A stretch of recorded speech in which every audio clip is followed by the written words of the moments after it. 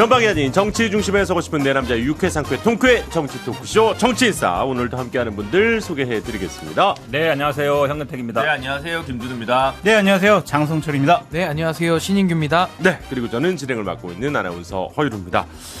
신인규 변호사님 오랜만에 정치인싸 나오셨네요. 환영합니다. 아유, 너무 감사합니다. 네, 불러주셔서 인규짱. 감사합니다. 예. 인규짱. 아니 요즘 뭐 하이킥에서 활약이 정말 대단하세요. 예. 제가 주말 이제 저녁에 이제 MBC 항상 오고 있는데 하여튼 오늘도 아침에 오니까 또 기분이 더 새롭고 좋습니다. 아니 오늘 조금 이제 긴 하루 되실 것 같긴 한데 잘 부탁드리겠습니다. 자, 그럼 광고 듣고 오늘은 바로 이야기 시작하도록 하죠.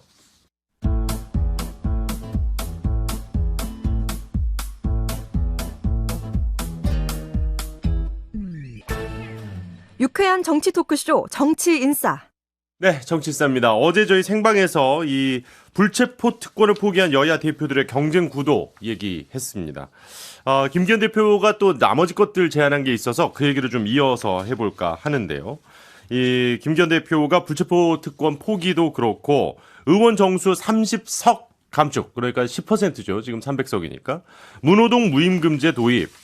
뭐 일단 내년 총선 보고 이제 이 시민들의 마음을 네. 얻기 위한 이런 정책들을 좀 내놨다, 이렇게 봐야 되나요? 아마 국민들께서는 좋아하실 것 같아요. 그리고 정치개혁 차원에서 그동안 국회에서 항상 논의되었던 얘기를 김기현 당대표가 이번에 공식적으로 제안을 했다라고 말씀을 드리고, 예. 지금 당에서 당론으로 만들어가기 위해서 여러 가지 조치들이 지금 취해지고 있고, 불체포 특권 같은 경우에는 서약식을 진행을 했는데 김웅 의원을 제외하고는 전 의원이 여기에 찬성하는 서약을 하겠다라는 예. 방침인 것 같습니다. 그리고 나머지들도 지금 김웅 의원은 왜? 이거 헌법상 권리인데 우리가 포기한다고 이게 되겠어? 이거는 어. 나는 법조인으로서 도저히 받아들일 수 없어. 그런 입장이더라고요. 어. 그래서 이제 다른 정치개혁 차원의 문제들도 당론으로 만들어갈 것 같습니다. 예.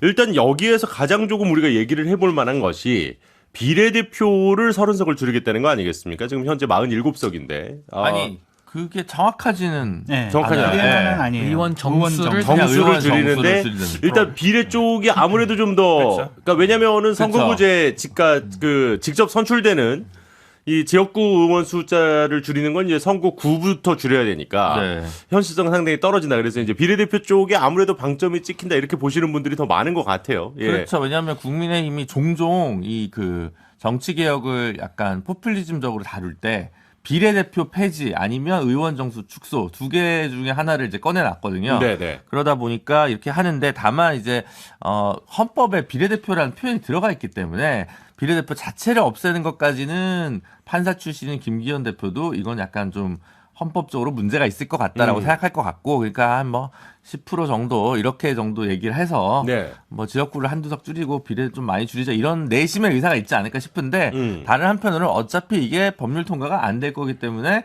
그냥 10%로 하고 지나가자, 이런 생각할 개연성이 더 크다.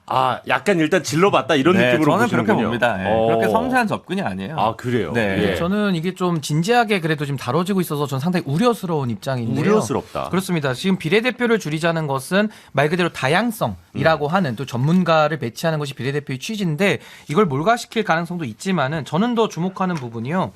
의원 수를 줄이자라는 것이 사실상 반정치거든요. 예. 쉽게 말하면 국민들의 정치 혐오를 불러일으킨 당사자들이 국회가 일 못하고 엉뚱한 짓 하니까 의원을 줄이자면서 또 이익을 얻으려는 이제 그런 포퓰리즘적인 방식이라 저는 참 문제가 있다고 보고, 또 하나는 의원 수를 줄이면요, 우리가 대법관도 숫자 증원을 대법관들이 반대하거든요. 왜냐하면 이런 합의제 기관에서는 숫자가 줄어들수록 자신들의 권한은 더 높아지게 돼 있습니다. 그 n분의 1로 나누면 그렇게 돼 있거든요. 그래서 의원 특권이 강화될 가능성이 있고, 또 하나는 지금 행정부가 비대화되고 있어서 견제를 받아야 되는 상황 속에서 숫자를 줄이자고 접근하는 것은 말이 안 되거든요. 그래서 예. 저는 사실 반정치에 책임이 있는 다선 의원들, 오래 정치하신 분들이 의원수 줄이자고 얘기하는 것은 자기 얼굴에 침 뱉기 아니냐, 저는 이렇게 봅니다.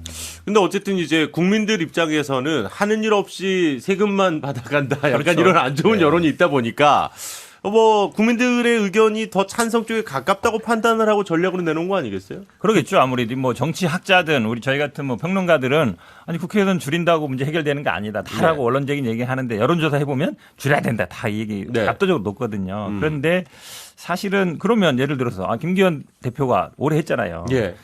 제가 일단 그만두겠습니다. 라고 얘기하고 책임지고 사퇴하겠습니다. 그리고 비례대표 집회를 줄이겠습니다. 하면은 다들 역시 진정성 있어 박수 칠 거 아니에요. 네. 하다못해 불출마 선언을 그렇죠. 예. 절대 예. 그 얘기는 안 하죠. 어. 나는 계속 할 테니까.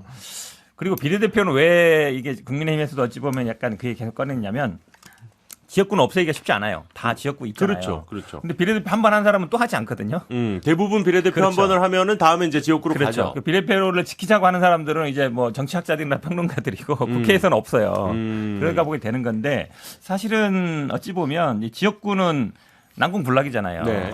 본인이 예를 들어서 컷오프 시키지 않으면 그러니까 이제 더 견고해질 수가 있고 근데 이게 뭐 결국은 실현 가능성이지 않겠어요. 우리 김준우 변호사님 뭐 정치개혁 특위만 몇 년 전부터 계속 하고 있지만 네네. 다들 뭐 되겠어 다 이러고 있잖아요. 근데 저 이것도 마찬가지예요. 그러니까 의원수 줄이는 것도 그냥 뭐 얘기해 본 거죠. 얘기해 본 건데 사실은 이 얘기는 저는 한 10번도 더 들은 것 같아요. 그래요. 그렇죠. 선거 때마다 뭐 줄이자 맨날 나오죠. 맨날 나오는데. 홍준표 시장도 맨날 얘기합니다. 200명으로 줄이자. 뭐 그렇죠. 이런 지금 식으로 국민 뭐. 여론으로 하면요. 국회의원 빵명 만드는 게 국민 그렇죠. 여론이고요. 이게 줄이는 게 문제가 아니라 300석을 어떻게 소신 있고 용기 있고 국민을 바라보고 정치하는 사람들을 어떻게 들여넣을 것이냐. 전 이게 문제의 핵심인데 지금 엉뚱한 쪽에서 지금 해법을 찾는 거 아니냐. 저 이게 봅니다. 자, 일단 한 바퀴 돌았으니까 제가 이제 소장님께 다시 한번 여쭤보도록 하겠습니다. 저도 이제 그 전에 이제 용해인 의원이 국회에서 그런 얘기 했었잖아요. 뭐 4만 몇천 표 받으신 맞아요. 지역구 네. 의원들이 전체로 따졌을 때는 훨씬 더 많은 표를 받은 비례대표 의원들에게 왜 자기들이 진짜 의원이라는 식으로 대하느냐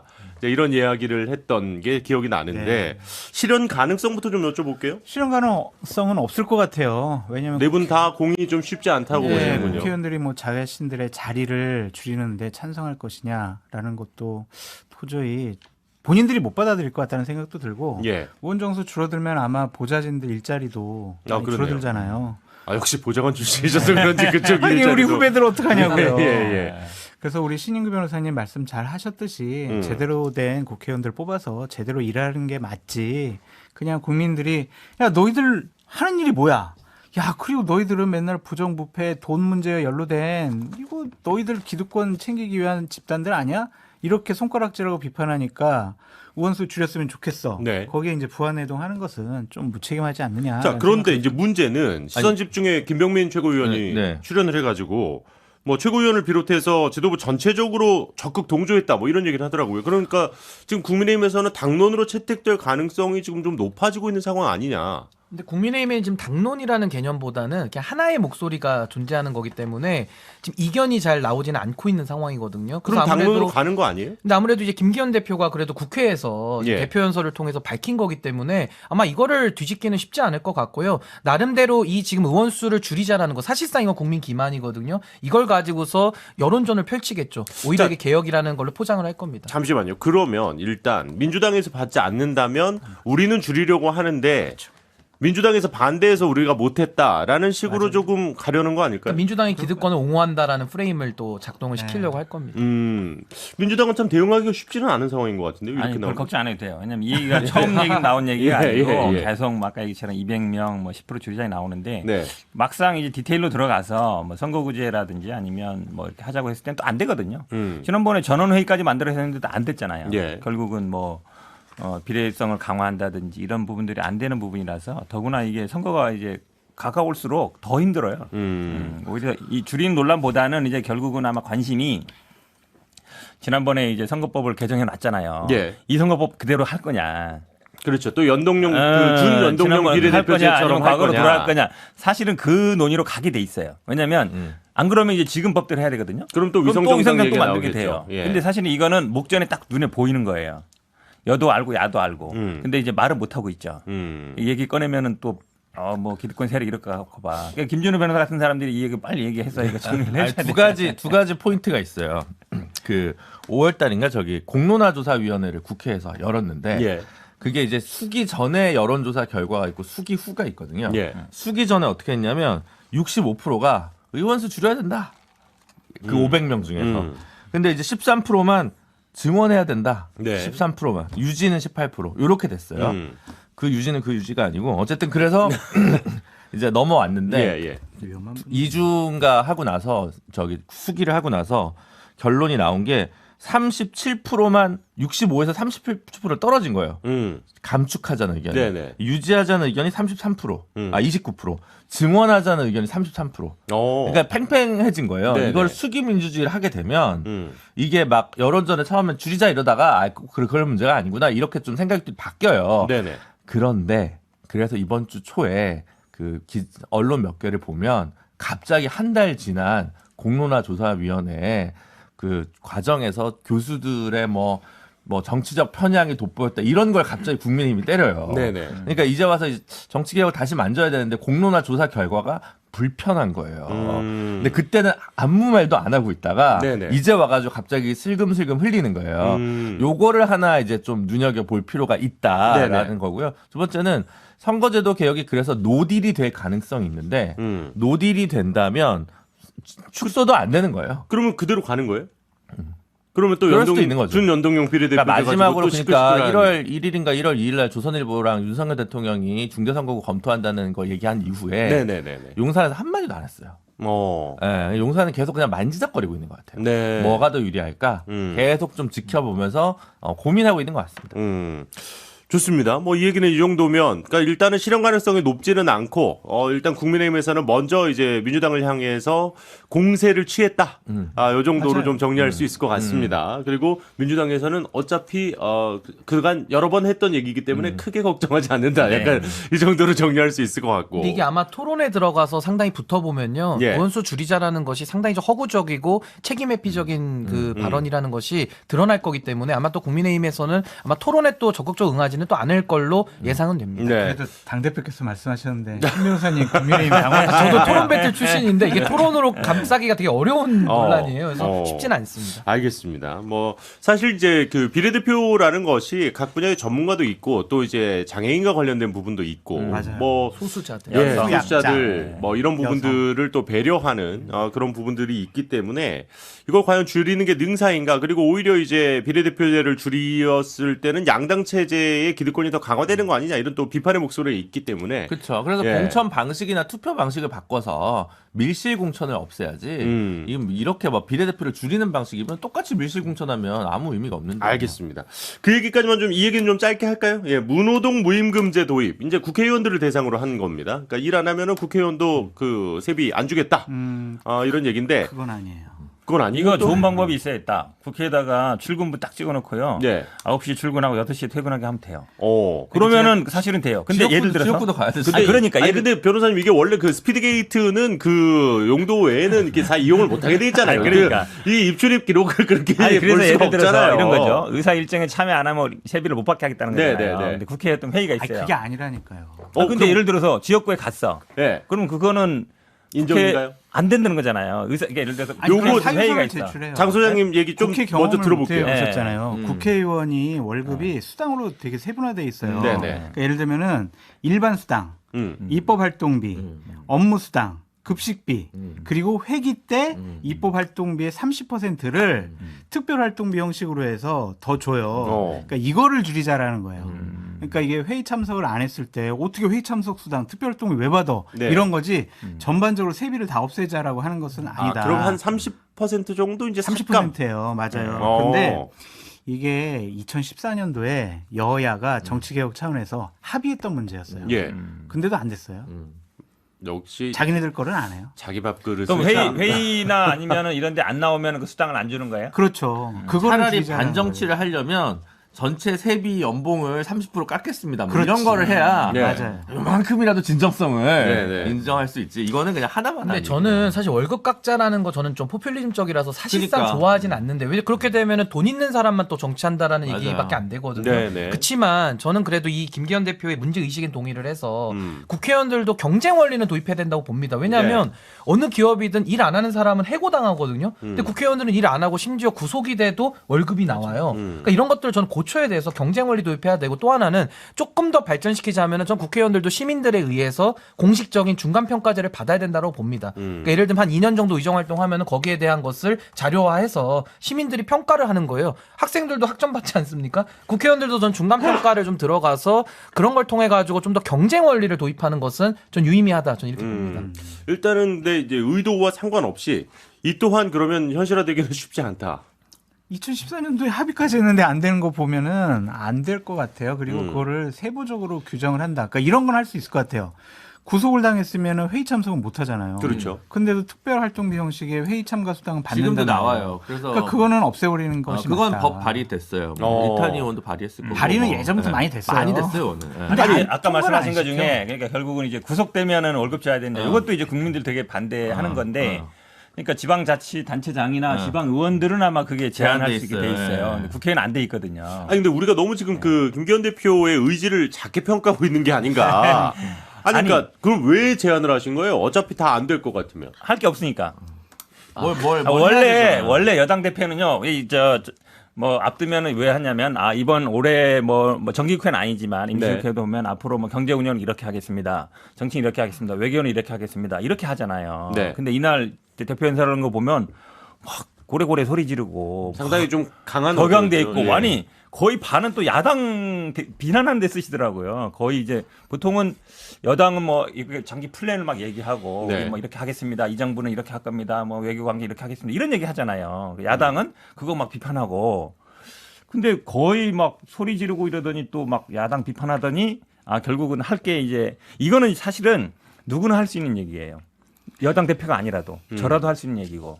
그러니까 여당 대표가 할 수 있는 얘기는 기획, 플랜, 국정과제 이거 제시하는 거는 여당 대표밖에 못해요. 네. 제가 보기에는 그걸 할 만한 저기가 안 되는 거예요. 권한도 없고 힘도 없고. 그래도 용기 있게 이런 말씀을 하신 진정성에 이게 용기 이거 대해서는 필요한 거예요? 나라도 그냥 할 수 있겠는데. 아니 근데 이재명 대표는 못 하셨잖아요. 이거는.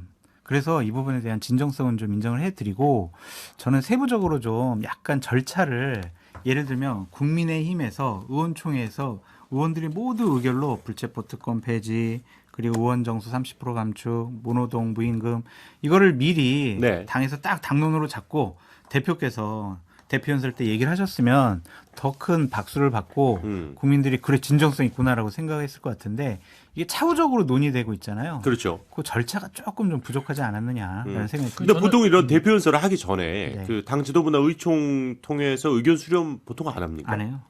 그냥 그냥, 이거는 예. 그냥 당 대표가 결정해서 그냥 당 대표가 이제 참모들 모아놓고 어떤 비서실에서 걸 할까 항상. 이제 그렇게 오, 쓰는 그렇군요. 거죠. 예. 그래서 저는 그 불체포 특권 관련해서는 이건 꼭 지적을 해야 될 것 같은데 이걸 자꾸 선언적으로 가져가거든요. 이거 말장난이죠. 그러니까 불체포 특권이라는 것은 헌법에 규정된 권리이기 때문에 진정성 있게 폐지하겠다 그러면은요 논의를 거쳐서 개헌을 해야 됩니다. 그럼 개헌에 대해서 얘기를 해야 되는 것인데 그런 얘기 싹 빠지고 그냥 이재명 대표도 뭐 그 대표 연설에서 발표를 하고 예. 또 여당 대표도 선언을 하자 그러잖아요. 이거는 아무 의미가 없는 일을 지금 국회가 하고 있고 본인들의 아니, 권한을 근데 안 쓰는 거기 때문에 서약서까지 문제가 있습니다. 썼다는 거는 법제화로 이제 좀 다음 단계로 그럼 가보게 개헌을 해야죠. 국회에서도 과반이 발의하면 개헌을 할 수 있고 국민투표에 붙일 수 있거든요. 그럼 차제에 이것은 불체포특권도 폐지하면서 다른 부분들 뭐 예를 들면 대통령 결선투표제라든지 여러 가지 뭐 대통령 피선거권 인하 이런 얘기 나오고 있거든요. 예. 그럼 이렇게 해서 원포인트식으로 개헌을 차라리 제의하면 전 진정성을 믿겠는데 어. 선언을 하자. 이거 무슨 MOU 맺는 것도 아니고 국회에서는 권한을 그렇게 쓰면 안 된다. 아니 그래서 제가 생각에는 여야가 다 불체포 특권 폐지 포기에 대해서는 찬성하잖아요. 네.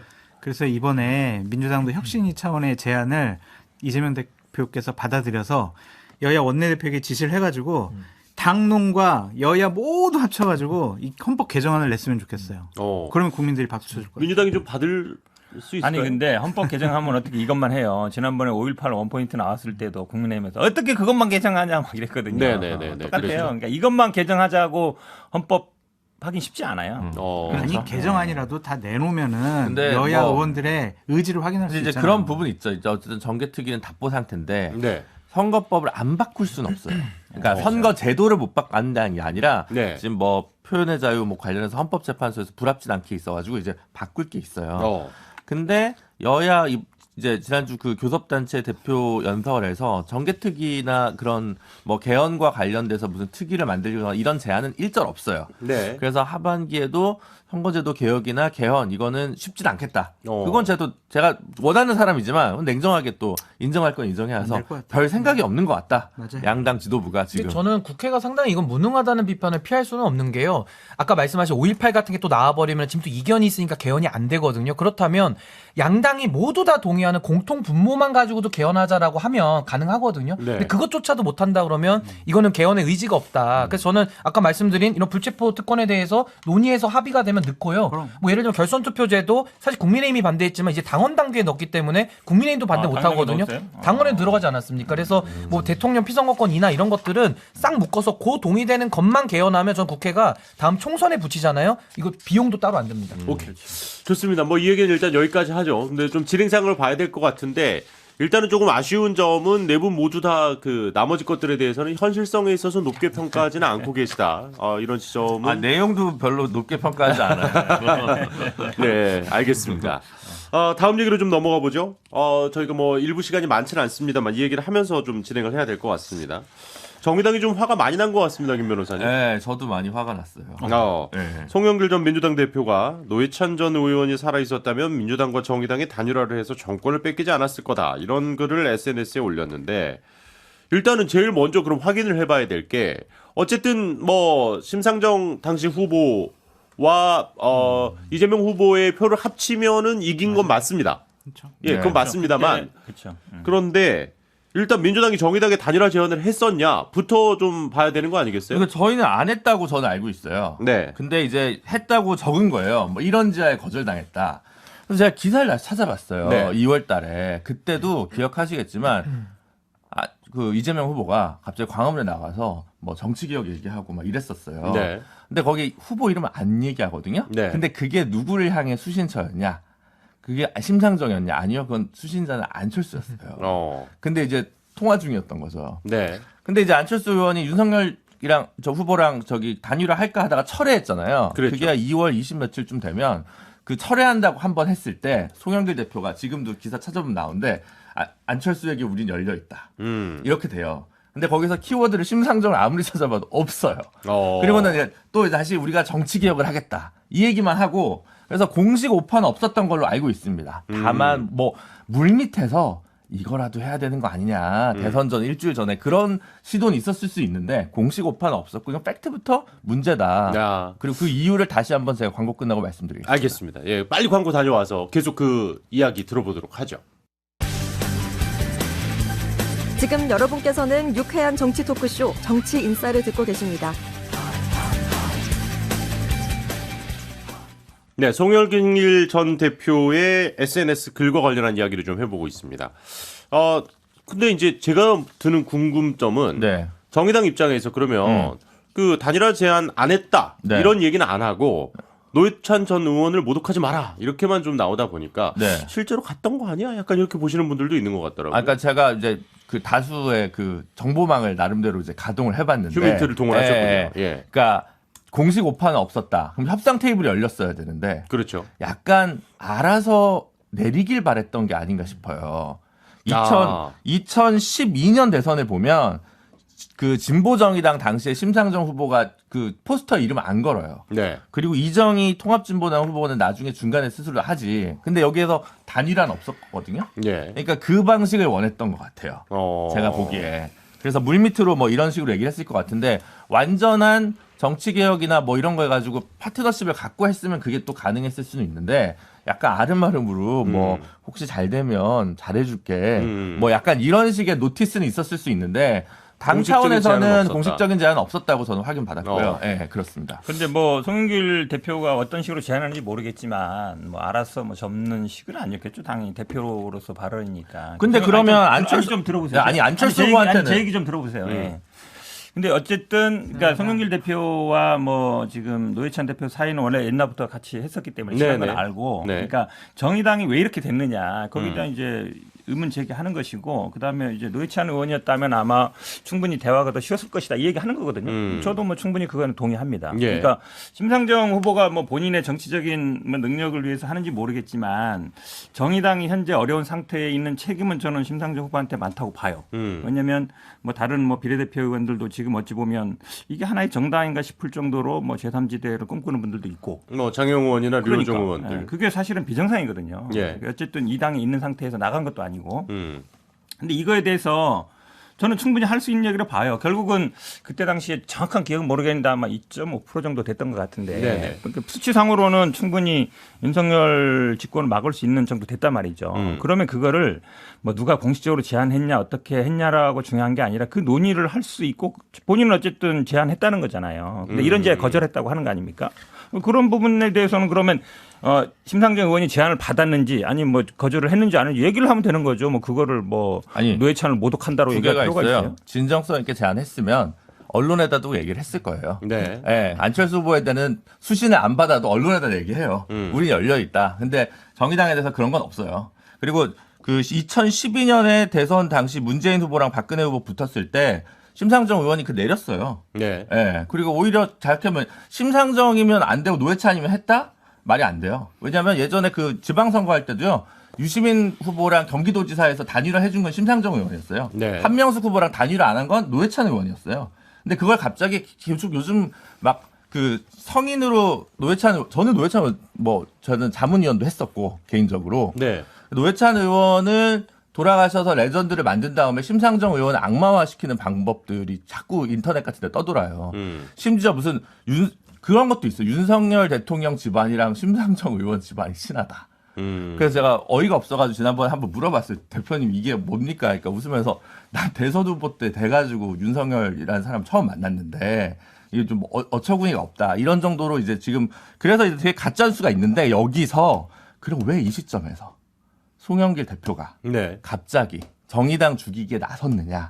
이 정치적 맥락이 더 중요하거든요. 사실은. 지금 이제 그 얘기를 해보려고 네, 했습니다. 그리고 팩트가. 이제 이정미 대표는 단일화 요청이 한 번도 없다고 네. 지금 밝혔고 그렇죠. 지금 이제 그렇다 보니까 이제 사실 대선 직후에 많이 나왔던 얘기입니다. 이게 민주당 지지자들 사이에서는 너무 간발의 차이의 패배가 아쉽다 보니 그러니까 정의당만 이거 단일화 됐었으면 저쪽은 안철수랑 단일화를 했는데 이쪽도 단일화를 했으면 우리가 이기는 거 아니냐 이제 이런 아쉬움을 많이들 얘기하셨던 건 맞아요. 그러니까 팩트를 좀 설명을 해드릴게요. 지금 패널로 활동을 활발히 하고 있는 박원석 전 의원이 당시에는 심상정 후보 측에서 전략 메시지 공보를 담당했고 매일 모든 것을 상의를 했었대요. 예.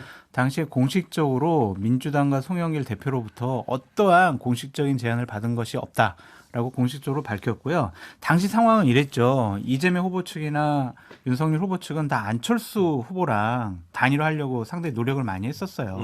그런데 이제 윤석열 후보랑 안철수 후보랑 단일을 하고 나니까 민주당에서는 뭐라고 그랬냐면 심상정 너 알아서 좀 주저앉아라. 너 때문에 지금 지금 윤석열 대통령 되게 될 수 있겠다. 그런 식으로 압박을 가했지 공식적으로 제안한 바는 없다라는 것이 박원석 전 의원의 증언입니다. 뭐 일단은 이제 양쪽의 입장은 뭐 당연히 다를 수 있습니다만은 그러면 일단은 아까 지금 김준호 변호사님이 내주신 화두에 대해서 이야기를 좀 해보죠. 그럼 송영길 전 대표가 왜 이제 와서 이런 얘기를 하는 거냐? 그렇죠. 어떻게들 보시는지 좀 궁금합니다. 사실 지금 이제 송영길 전 대표는 어쨌든 수사를 받고 있는 입장이다 보니까 요즘 들어서 정치적 메시지를 더 많이 내시는 것 같더라고요. 그래서 왜 이 타이밍인가? 이제 뭐 사실 대선 끝난 지가 좀 한참 지났고 1년도 넘게 지났는데 왜 지금인가? 어떻게 보십니까, 신 변호사? 저는 우선 지금 이런 논란을 막기 위해서라도 제가 아까 서두에 말씀드린 대로 대통령에 대해서는 개헌을 해서 결선 투표를 저는 해야 된다. 그럼 제도로 저는 해결이 되니까. 저는 뭐 찬성하는 이거는 의견이에요. 국민의힘도 저도 찬성합니다. 그러면 다 끝날 네. 일이고요. 지금 사실 표를 계산해 보면은 심상정 후보가 만약에 주저앉았다면 예를 들어 단일화됐다면 합치면 50%가 넘긴 넘거든요. 물론 네. 다 오진 않았겠지만 네, 네. 그래서 뭐 결과에 큰 변수는 맞겠지만은 전 송영길 대표가 이제 와서 대선 패배에 책임이 있는 당 대표로서 심상정 후보 책임을 논하는 거 좀 상당히 좀 없어 보인다. 본인의 책임을 좀 더 축소시키려는 의도 아니냐라고 일단 보이는 거고요. 또 하나는 정의당에 대해서 이건 좀 약간 좀 뒤통수 치는 부분이 있다. 이제 와서 사실 확인도 어렵지만은 얘기하는 게 무슨 의미가 있습니까? 그래서 저는 지금 송영길 대표가 이걸 끌어올린 것은 본인이 지금 수사받으면서 상당히 정치적으로 몰려있지 않습니까? 그러다 보니까 지지층들에게 나는 당시에 대선 패배의 책임은 있지만 심상정 후보와 그 책임을 좀 나눠지고 싶은 그런 제스처 아니냐? 좀 그렇게 봅니다. 저는 이제 내년 총선을 앞둔 전략이라고 봐요.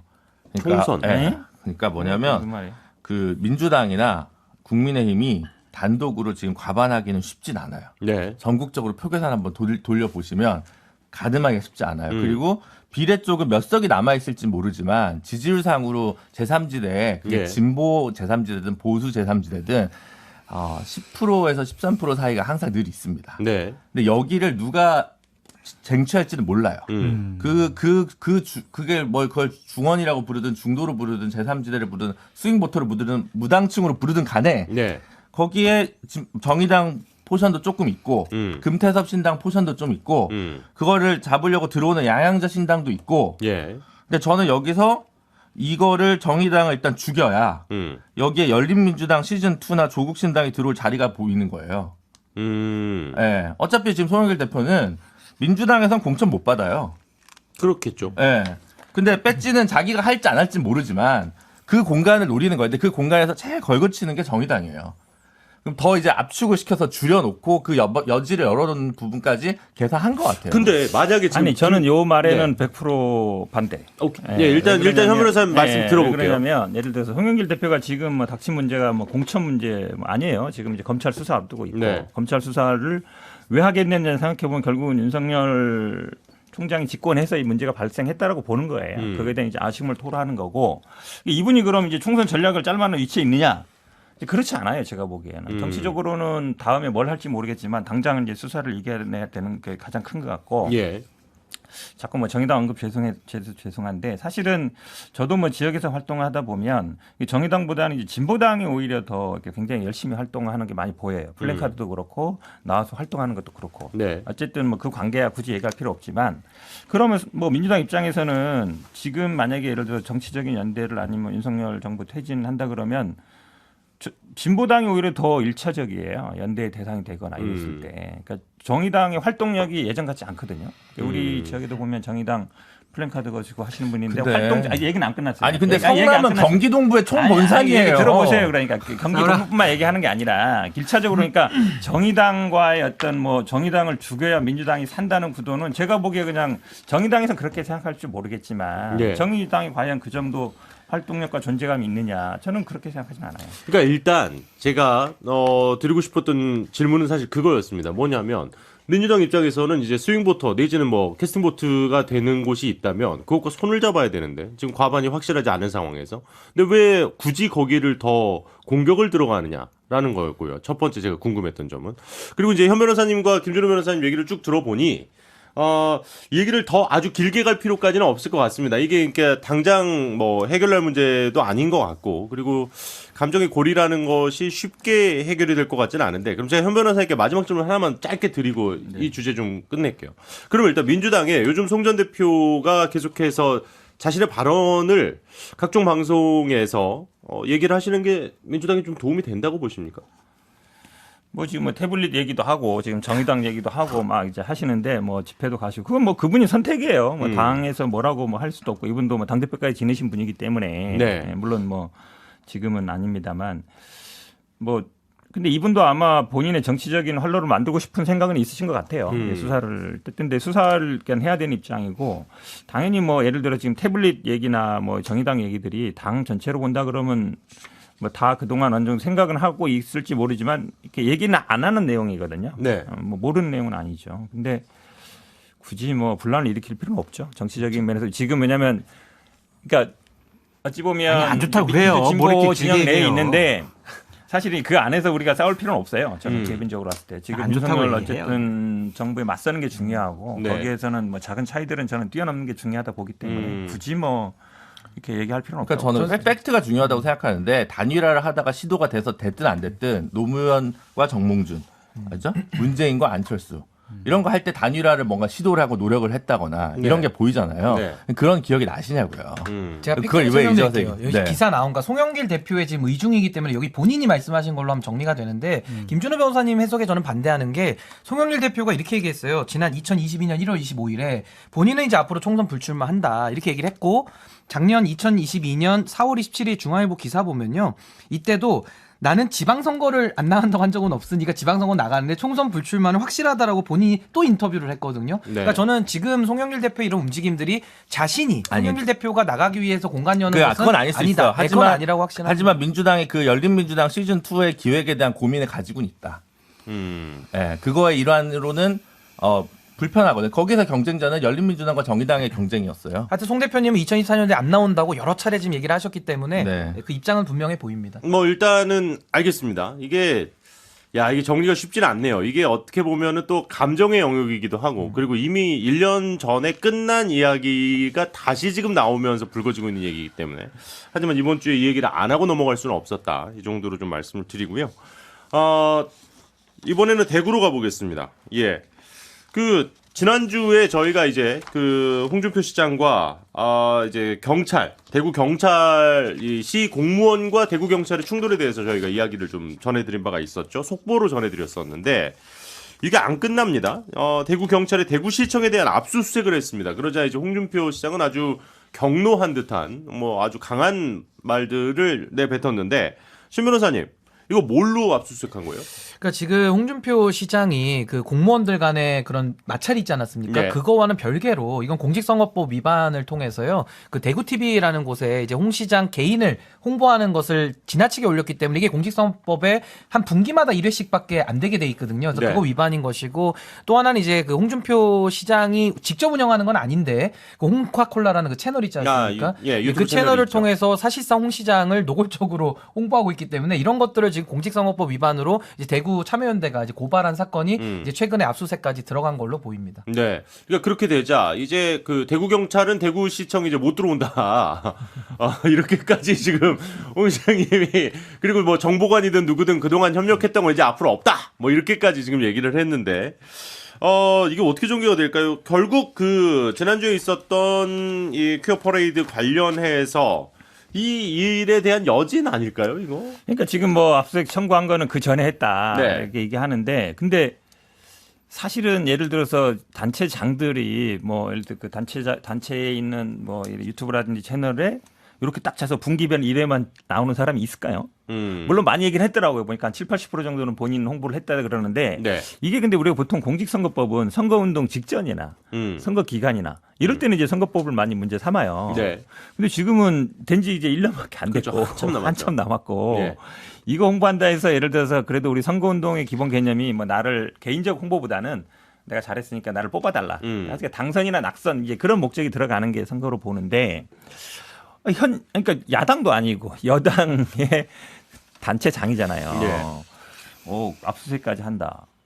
보니까 바로 이제 SNS 쓴 거 보니까 지금 그걸로 보복하면 깡패 아니냐 이런 얘기 나오는데 물론 홍준표 시장이 시장만 하러 간 건 아니잖아요. 예. 차기를 이제 당연히 꿈꾸러 할 텐데 잘 안 보던 모습이에요. 지난주에 얘기했지만 시청 공무원들 500명, 경찰 1,500명 해가지고 맞서가지고 야당 시장도 아니고 경찰 공무원과 그거는 제가 보기에 이제 홍준표 시장이 좀 오버한 거예요. 왜냐하면 집회 신고하면 그걸로 되는 건데 거의 저명허까지 받으라는 건 말이 안 되는데 그렇다고 해서 또 유튜브에 나온 거 가지고 이제 압수수색까지 하고 좀 이상하게 가는 거예요. 이례적이다. 네. 근데 오히려 반기일 것 같아요. 누가요? 홍 시장님. 왜요? 자기 이슈가 생기니까 무소식보단 희소식을 좋아하니까. 어제 출연한 이수석 전 대표도 어쨌든 속으로는 웃을 거다. 이제 이런 얘기를 했는데. 오염수 방류도 이번에 세게 얘기했잖아요. 네네. 오염수 방류 반대한다.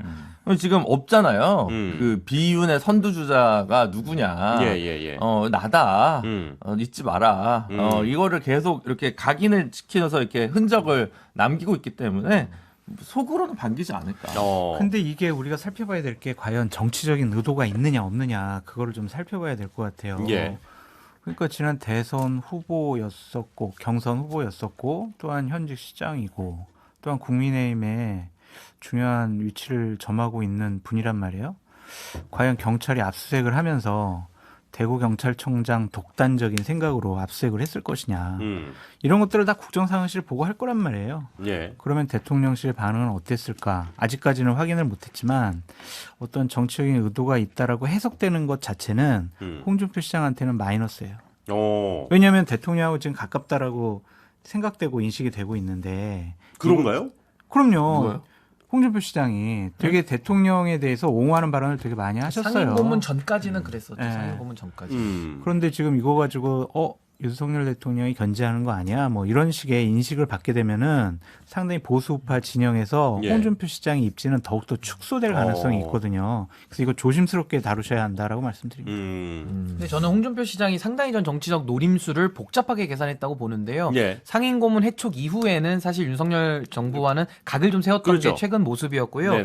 이번에 저는 그 공무원들 500명을 데려다가 경찰과 대치를 했지 않습니까? 이게 홍 시장님 입장에서 보면은 직권남용이나 집회방해죄, 공무집행방해죄가 다 해당될 수 있는 상당히 이건 범죄적인 행동이 될 수 있어요. 네. 그럼에도 불구하고 결행한 것은 아마 이제 그 소위 말하는 지금 이동관 방통위원장으로 상징되는 MB계가 사실 지금 전면으로 들어섰기 때문에 예. 홍 시장님이 견제구를 좀 날린 것도 보이고요. 또 하나는 이제 오세훈 시장하고의 차기 대권 구도 속에서 본인이 좀 더 부각이 되기 위한 그런 측면도 있었다고 보고 또 하나는 이게 퀴어 축제이기 때문에 기독교계에서 상당히 반대하는 이슈거든요. 예. 그러니까 지금 정방훈 목사 쪽이랑 또 사이가 벌어졌잖아요. 그러니까 이 부분에 대해서는 기독교 쪽에도 내가 아직 살아있다. 나를 지지해라. 이런 메시지를 동시에 보낸 상당히 다목적 포석 아니었나. 홍 시장의 입장이 달라요. 김기현 당대표에 대해서는 당대표 자격 없는 사람이라고 예. 계속 비판을 했지만 윤석열 대통령과 관련해서는 상당히 우호적인 발언을 많이 했어요. 그러니까 이 사건이 벌어질 때도 대통령과 대통령실은 정말 원칙 있는 법 집행을 얘기했는데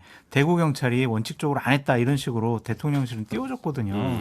근데 그 퀴어 관련해 가지고는 사실은 이제 좀 그런 쟁점이 있는 것 같은데 그게 이제 계속 하던 행사거든 대구에서 뭐 그 전 시장들 때부터 계속 하던 행사고. 권영진 전 시장이었죠? 네. 근데 그 경북대학교 쪽에 예. 이제 유학생들이랑 이런 거 되게 많아지면서 이슬람 사원을 짓고 있는데 예. 그쪽 지역 주민이나 보수 기독교가 와가지고 막 반대를 하는데 네네. 요거는 허용해 줘야 된다. 그냥 가야 된다. 이미 건축 허가는 다 난 거거든요. 근데 계속 방해를 물리적으로 하고 있는데 그거에 대해서 이거 해줘야 된다는 취지로 이제 얘기를 했어요. 예. 그러다 보니까 홍준표 시장이 네네. 그러다 보니까 이 보수 기독교를 의식해서 오히려 퀴어 축제에 대해서 오히려 한번 이렇게 세게 들어간 거 아니냐. 근데 그것도 법치주의랑 사실 관계없는 선택이고 네네네. 그러니까 계속 이 보수 진영에 어떻게 소구하고 어떻게 덜 밉어 보이고 요 부분을 계속 이렇게 조율하고 있다라는 거는 보셔야 될 것 같아요. 그러니까 홍 시장은 아마 그런 줄타기를 적절히 그러니까 윤석열 대통령과의 관계에서 아주 가깝지도 않고 멀지도 않으면서 하려고 했던 것 같은데 사실 이게 그 대구 참여연대에서 고발을 한 게 2월이거든요. 근데 뭐 그때 한 것도 아니고 이제야. 그러면 이게 사실은 지금 장소영 말씀하셨지만 경찰은 기본적으로 뭐 자치경찰이 아니고 국가경찰이고 그렇죠. 그리고 이런 민감한 여당의 대선에 맞섰던 사람에 대한 압수수색인데 물론 뭐 시장실은 안 했다 그래요. 홍보 네네. 미디어국만 했다 그러지만 간단한 일이 아니거든요. 그러니까 어느 정도 좀 야 오버하지 마라, 더 나가지 마라. 이 그런 거는 시그널이라고 봐요. 왜냐하면 더구나 선거법이기 때문에 네네네네. 선거법 만약에 이거 100만 원 이상 나오면 날아가는 거잖아요. 그렇죠. 피선거권도. 더 나가면 아웃이야. 뭐 네. 이런 시그널. 그러니까 왜냐하면 다음에 이제 총선도 있고 다 앞두고 있잖아요. 군기 잡기. 네네. 저는 약간 그렇게 근데 이 봐요. 부분에 대해서 전 윤 대통령 쪽이 이거는 잘했다고 저는 봐요. 왜 그러냐면 집회와 시위에 가는 건 기본권이고요. 사전 예. 허가나 검열은 허용되지 않는 게 헌법에 나와 있거든요. 예. 사실 홍 시장님 이렇게 나가면 이거는 헌법 위반입니다. 그래서 이건 매우 심각한 행위를 이번에 한 것이고 형법적으로도 지금 범죄에 해당될 여지가 있잖아요. 그러니까 이건 홍 시장님이 잘못한 것이고 대구 경찰청의 이거는 태도가 저는 옳았다. 퀴어 축제 한해선 저 그렇게 그건 봅니다. 맞는데 이제 압수수색. 압수수색은 공선법. 좀 분리해서 가야 되는 거죠. 방자하다 그러면서 전화 와요. 아니, 왜냐면 헌법에 써 있으니까. 자, 알겠습니다. 아까 이제 그 이동관 방통위원장이라고 얘기를 하셔가지고 아직 내정이 되지 않았는데 신 변호사님이 정정하겠습니다. 이게 마치 내정으로 이력하신 분입니다. 예, 미래에서 내정으로 온 분이야 미래에서 왔어. 예, 뭐 방통위원장으로 내정이 예상되는 분과 관련해서 허위로 아나운서 하차와 아무 관계 없는 분. 강력하게 기사가 노력한 나왔는데, 분으로 네. 하겠습니다. 한상혁 방통위원장 얘기를 조금 해볼까 합니다. 이제 전 방통위원장이 됐습니다. 이 면직 집행정지 신청에 대해서 법원이 기각 결정을 내렸습니다. 그러면서 이제 면직이 유효한 것이 됐고, 이제 본인의 임기를 다 하지 못한 것이 정당하다라는 판결이 나온 거죠. 그래서 이것을 둘러싸고도 상당히 좀 양쪽에서 바라보는 시각이 다른 것 같습니다. 저는 일단 이런 결과가 나올 줄 몰랐기 때문에 그렇게 틀렸다. 예상하신 분들이 많더라고요. 네, 저는 틀렸습니다. 틀려가지고 제가 뭐 더 얘기하는 게. 그러니까 저는 물론 이제 이런 결정이 나올 때 보면 이번 건도 그런 건 있어요. 그러니까 이렇게 제가 판사라고 늘 가정해 보거든요.